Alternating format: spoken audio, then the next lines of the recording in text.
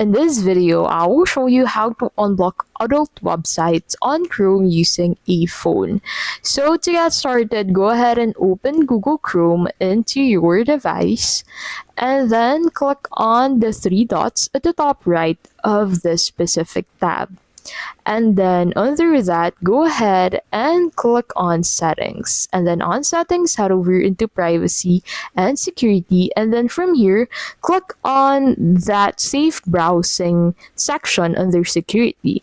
Now make sure to set this to no protection or not recommended, so it does not protect you against dangerous websites, downloads, and extensions. So your safe browsing settings in other Google products won't be affected, which means that if you set the safe browsing to no protection, you can go ahead and unblock the access of adult websites on your Chrome device. And that is how you can basically unblock adult websites on Chrome using a phone.